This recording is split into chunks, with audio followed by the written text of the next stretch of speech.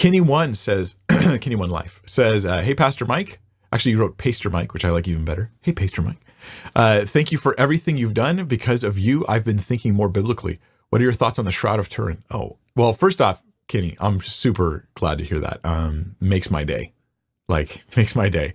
Because I think, if you've been listening to a lot of my content, I don't think it means you just agree with me on everything. Rather, you go, I open the Bible and I understand it better.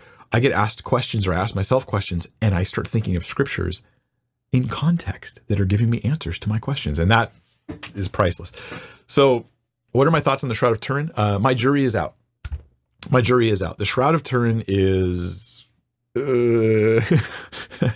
potentially really cool and potentially really not cool. And could it be genuine? Maybe. There's definitely some people out there who used to think it was fake and now they're saying more research has confirmed it and we really think it's accurate.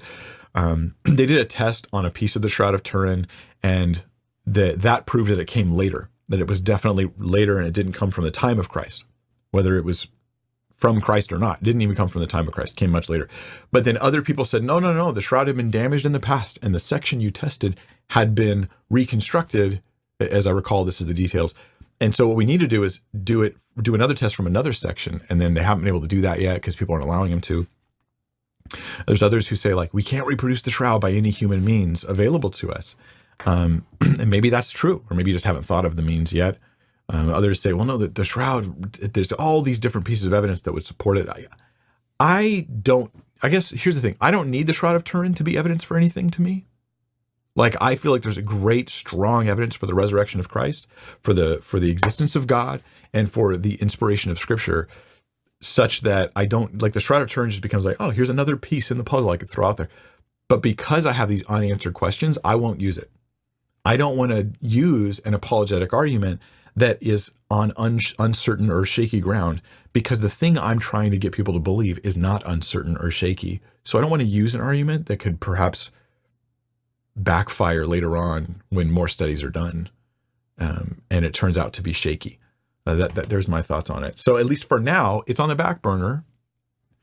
Now, someone watching, maybe you know more than I do about this, and you're like, oh, Mike, you're 10 years behind, or 6 months behind, and you don't know this is super solid because of A, B, C, D.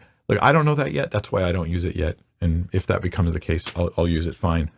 As long as people don't treat it like a relic that they're going to worship and touch and rub their faces on and try to turn into a relic thing, Nehushtan, right? That's what Moses said when the bronze serpent was turned into a relic type thing that they were worshiping and they were treating that way. He was like, it's a thing of brass, Nehushtan. It's a thing of brass. Just reminded them, it's a cloth. If it is, even if it's real, it's just a cloth. It's evidence of something.